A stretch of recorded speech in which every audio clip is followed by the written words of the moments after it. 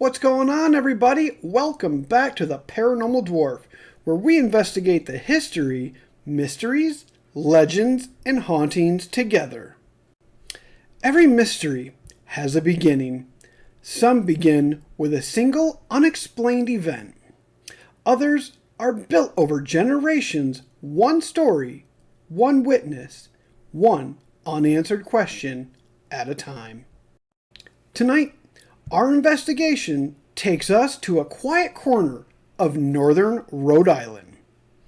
Hidden among its rolling hills stands an aging farmhouse known around the world as the Conjuring House.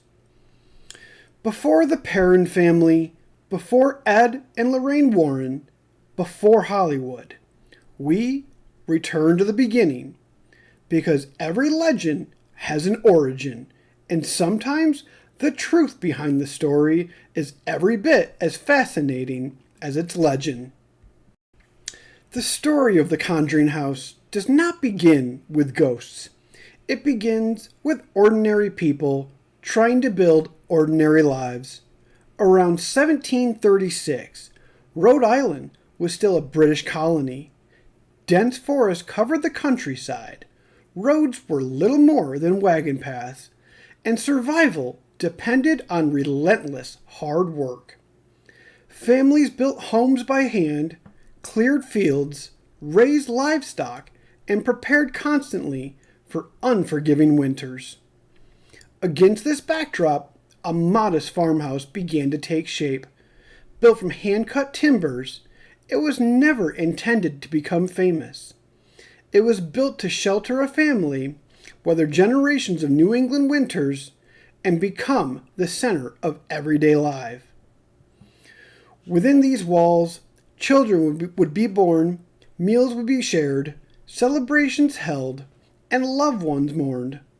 No one could have imagined that nearly 3 centuries later, millions would know this home by name.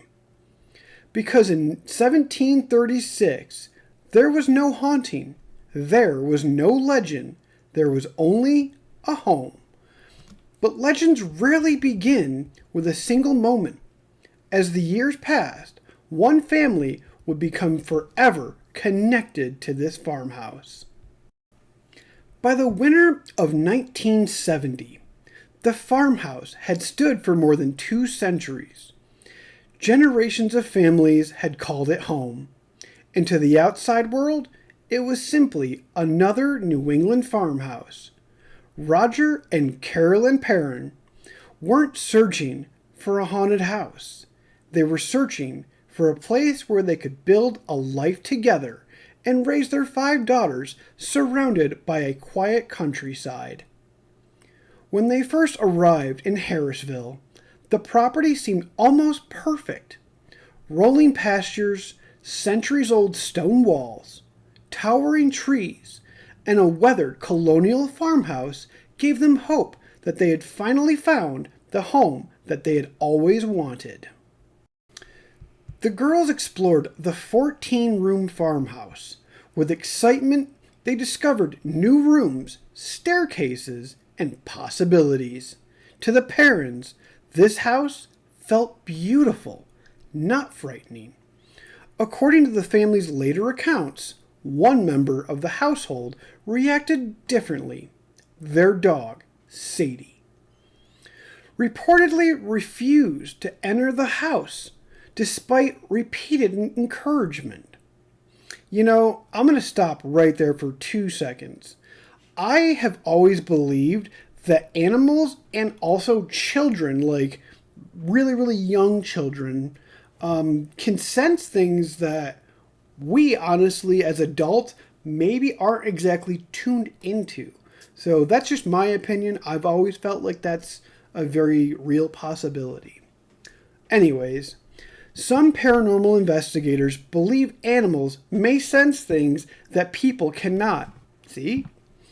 Animal behavior experts point to unfamiliar smells, stress, and the uncertainty of new environments. Whatever the explanation, the Perrons would later remember this as the first moment something felt unusual. At first, However, nothing seemed extraordinary. Old houses creak, doors stick, floors settle. Every strange sound appeared easy to explain, at least at first. The first unexplained events were so small they were almost impossible to notice. A misplaced object, a door that shouldn't have been open, a sound that couldn't quite be explained. And individually, they meant very little. Together, they marked the beginning of a story the Perron family would never forget. By the mid-1970s, the excitement that had once filled the Perron farmhouse had slowly begun to fade. According to families' later accounts, unexplained events had become part of everyday life. Roger Perron remained focused on protecting his family and often searched for practical explanations before accepting anything extraordinary. Carolyn, however, began researching the history of the farmhouse, speaking with longtime residents and searching historical records in hopes of understanding what the family believed they were experiencing. The deeper she looked, the more she discovered that the property carried a long and complicated past. Some stories could be supported by historical records. Others survived only through local tradition and family recollections. Separating documented history from folklore proved increasingly difficult. Eventually, Carolyn decided to seek help from investigators who had spent years examining reports of hauntings and unexplained phenomena. Their decision led them to Ed and Lorraine Warren. Long before Hollywood introduced them to the world, the Warrens had become well known throughout the paranormal circles. Supporters viewed them as pioneers. Critics questioned their methods and conclusions. Regardless of where someone stands in that debate, their influence on modern paranormal investigation is undeniable. When Carolyn Perron contacted the Warrens, neither family could have imagined that the quiet farmhouse in Harrisville would one day become the case most closely associated with their name. Every investigation began the same way, not with answers, with questions.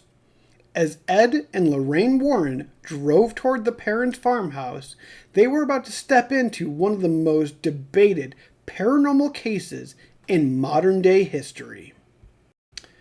Few paranormal investigations have generated as much discussion as the Conjuring House. More than 50 years after the Perron family moved into the farmhouse, people are still asking the same question: what really happened here?